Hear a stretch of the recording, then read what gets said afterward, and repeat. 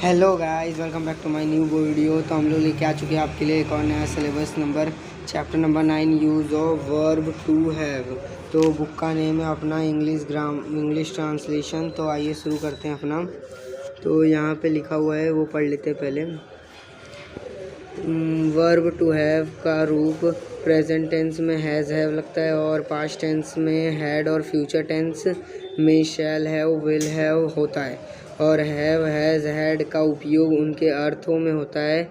इनमें एक अर्थ है रखना, यह करता है अधिकार के साथ। और क्या लग सकता है यहाँ पे देखिए, स्वामित्व संबंध का भाव प्रकट करता है। और यहाँ पे हैज़ हैव का भी प्रयोग किया गया है। तो पहले हम लोग यहाँ पे पर्सन्स का सिंगुलर और प्लूरल कब कहाँ सिंगुलर यूज़ होगा, कब कहाँ प्लूरल यूज़ होगा। तो जहाँ एक लोग होंगे सिंगुलर में तो आई हैव अ बॉल। अब प्लूरल ज़्यादा लोग होंगे फर्स्ट पर्सन में तो we have a ball. Second person में सिंगुलर होगा तो यू हैव और प्लूरल होगा तो यू हैव। थर्ड पर्सन में ही, शी, इट, राम। ये तो हम ऑलवेज ही बातें हम हर चैप्टर में जिसमें सिंगुलर प्लूरल के बारे में समझाया गया उसमें हम लोग पढ़ ही रहे हैं अब तक। तो नेक्स्ट अपना यहाँ पे दिया हुआ है एग्ज़ाम्पल। तो एग्ज़ाम्पल पढ़ लेते हैं। मेरे पास एक कुत्ता है, आई हैव अ डॉग। मैं एक कुत्ता रखता हूँ, आई हैव अ डॉग। मुझे एक कुत्ता है, ये भी एक सेम है। फिर यहाँ पे हम लोगों के पास एक गाय है, वी हैव अ काऊ। हम लोगों के पास एक गाय है, ये इसमें प्लूरल हो गया। आप लोगों के पास एक बैल है, यू हैव एन ऑक्स। ये सेकंड पर्सन में सिंगुलर है।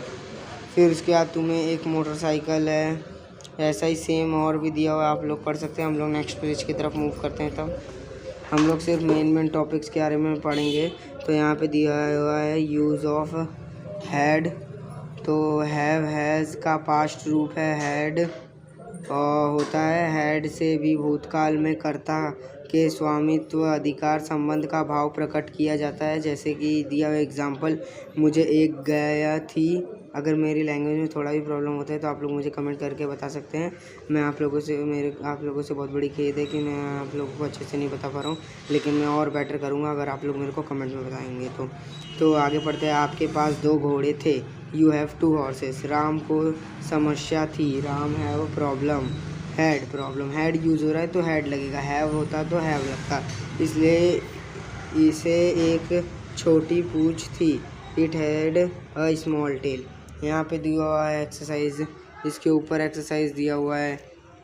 नेक्स्टली हम लोग नेक्स्ट पेज की जरूरत, हम लोग सिर्फ मेन टॉपिक पढ़ेंगे जो हमारे एग्ज़ाम्स में, कॉम्पिटिटिव एग्ज़ाम्स में काम आ सके, बस उतना नहीं। हम ज़्यादा कर सकते हैं, जब जैसे कि मैं और भी वीडियोस बनाता हूँ तो मैं उसमें दिखा सकता हूँ कि आप लोग क्या पढ़ सकते क्या नहीं पढ़ सकते उसके बारे में। तो नेगेटिव सेंटेंस पढ़ते हैं। मेरे पास पेंसिला नहीं है, यहाँ पे पेंसिल गलत लिखा है, यहाँ पे पेंसिला लिखा हुआ है, देख सकते हैं आप लोग भी। तो फिर उसके बाद आई हैव नो पेंसिल और I have not a pencil. मेरे पास नीली पेंसिल नहीं है, यहाँ पे भी मिस्टेक है, I have no blue pencil. फिर उसके बाद अपना एक्सरसाइज दिया हुआ है, वोकेबलरीज पढ़ सकते हैं, यहाँ पे एग्जांपल्स भी दिया है। नेक्स्ट पेज की तरफ चलते हैं अब। तो यहाँ पे इसमें तो कुछ ज़्यादा दिया नहीं हुआ है, देख सकते हैं। और मैं फिर से बता दूँ, इंट्रोगेटिव सेंटेंस अगर आप लोगों को नहीं आता तो आप लोग हमारी पुरानी वीडियोस में जाके इंट्रोगेटिव सेंटेंस के बारे में पढ़ सकते हैं। इसलिए मेरे आप लोगों से कृपया करके, अगर ये वीडियो समझनी है तो आप लोगों को हमारी पहले वाली 2-3 वीडियोज़ के बारे में जो इनसे मिलते जुलते हैं उनके बारे में आपको समझना पड़ेगा। तो आइए डिस्कस करते हैं।